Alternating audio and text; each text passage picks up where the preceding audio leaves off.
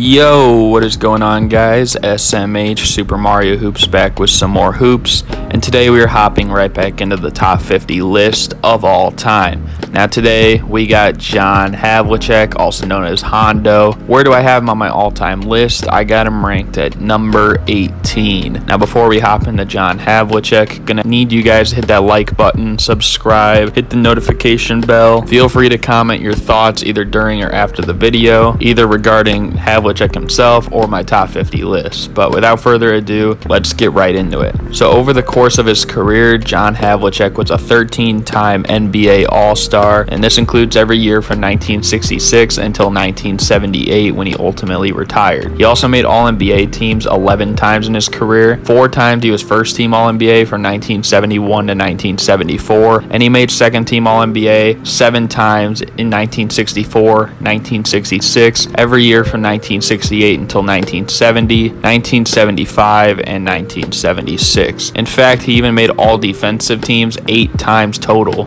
He made the first team from 1972 until 1976, and he made second team from 1969 until 1971. And on top of all this, he is an 8-time NBA champion from the years 1963 to 1966, also 1968, 1969, and then in the 70s, he was in 1974 and 1976 an NBA champion as well. Of all these, he was the Finals MVP in 1974. Now, keep in mind that the Finals MVP award only existed in the last 3 championships of Havlicek's career. And the first year it went to Jerry West because winning wasn't really a major factor that year. He won the second one, and then the third one went to JoJo White. Although Havlicek did have a historic shot in the clutch of Game 5, in a game they'd ultimately win the Booster Championship conclusion. Now, in terms of MVP shares, he's received votes 8 different seasons over the course of his career, 7 of which he was a top 10 finisher. And in 1973, when his teammate Dave Cowens took home the award, I personally believe that this should have been John Havlicek's MVP. I mean, their team was 68-14 and dominated that year, so they were likely going to get the league MVP. But between the two, Hondo averaged more points, more assists, he was more efficient, a higher PER, a higher win share per 48, and was all defensive first team, unlike Dave Cowens. And after doing both analytical and observational research, the biggest reason why I believe Cowens won this MVP was because major sports brands pushing him out very early in comparison to all-time greats such as Kareem and Dr. J,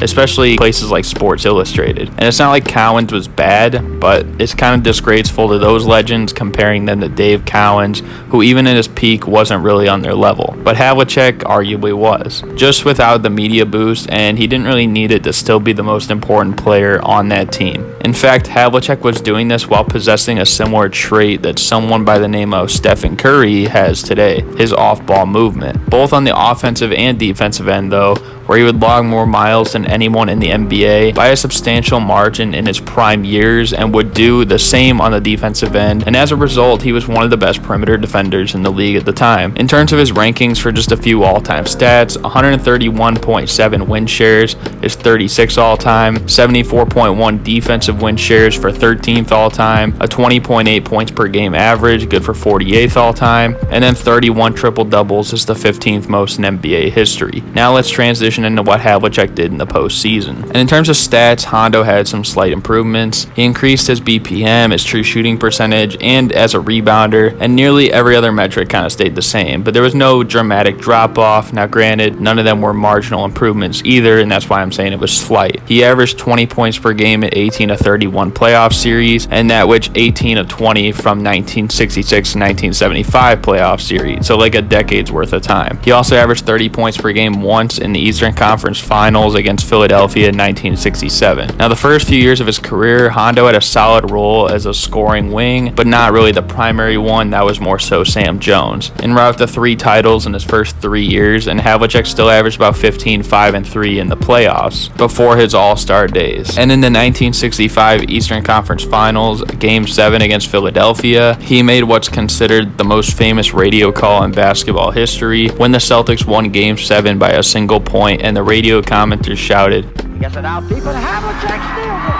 over the stand zone. Havlicek stole the ball. It's all over. It's all over.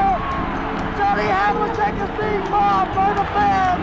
It's all over. To save their season and ultimately win the championship around later. But in the 65-66 season, that would all change, as Havlicek was not only an All-Star, but also All-NBA second team that year. In the first series against Oscar Robertson and the Royals, the Celtics were all clicking. Havlicek had his best series up to that point in his career. Bill Russell dominated Jerry Lucas on the glass. Tom Sanders and Sam Jones were both incredibly efficient, and they won the series 3-2. In the second round, the big three of Havlicek, Sam Jones, and Bill Russell showed up again to take down Wilt and the Sixers. And in the NBA Finals, Havlicek averaged 23.3 points per game, 10 rebounds, 4 assists on about 43% from the field and 90% from the free throw line, including an important Game 2, which essentially saved themselves, losing home court and going down 2-0. Now, in 1967, the Celtics came up short to Philadelphia, who gave Wilt possibly his best supporting cast of his career, and Philly owned that whole season. But in 1968, this year was all about Havlicek. He was arguably the best Celtics player in every playoff series this season, and in winning the 1968 NBA Finals, he averaged over 27 points a game, 9 rebounds a game, 7 assists on 42% from the field and 89% from the free throw line, with a 40-point, 10 rebound, 7 assists closeout Game 6, which is actually the 6th most ever in a closeout NBA Finals win, behind only Giannis, Bob Pettit, MJ, Magic, and Shaq. And of all of them, this was the closest to recording a triple-double, as well as him shooting 14 to 28, good for 50% from the field. I mean, he easily would have been the Finals MVP if the award existed back then, regardless of the original rules on if you win or lose, because he not only was the best player on his own team, but he also outplayed Jerry West and Elgin Baylor. And to add to the legitimate Finals MVP ruling, if it stuck true to most of history, besides, that 1969 year where Jerry West won it, but if we're looking at that specific Finals series, then John Havlicek would have had back-to-back Finals MVPs in the 68 and 69 years. Over the next few years, though, they had many roster changes and injuries in bundles, and it would kind of make it hard for Havlicek to lead these Celtics to much success, but then he finally refound it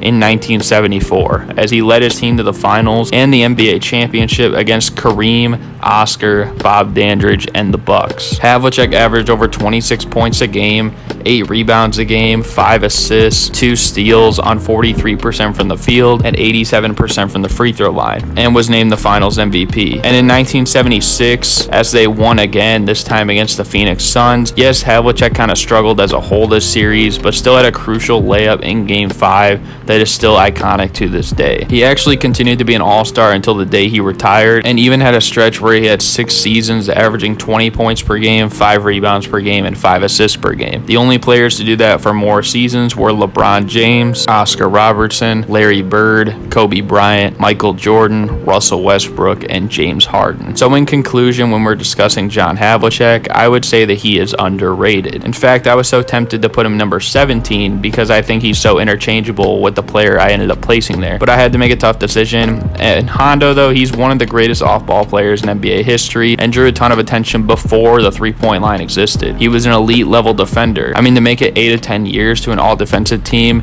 and that doesn't account for his first 6 years in the league when that award didn't exist, that's pretty impressive. And that's the other thing, is that he ran so much and exerted so much energy, but still managed to play 16 years in an era before medicine and technology was how it is today. And it's not like he was resting or injury prone for most of those years either, and then took days off for load management like you see with a lot of the stars in today's league.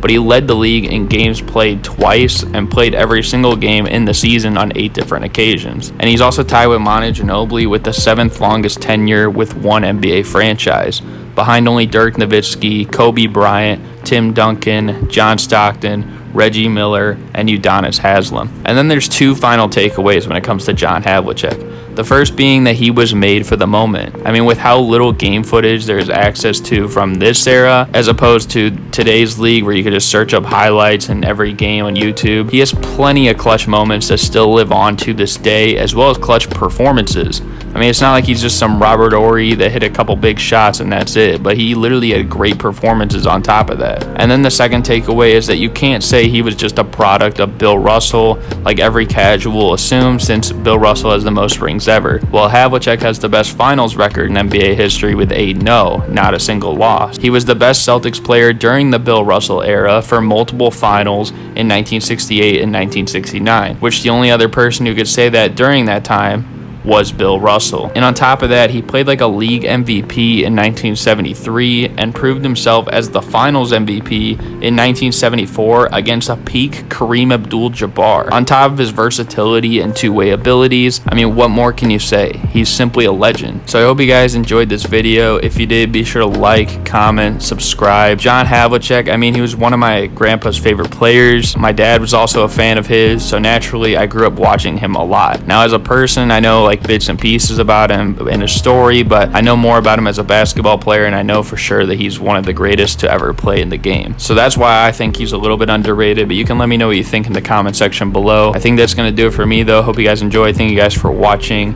and I'm out. Peace.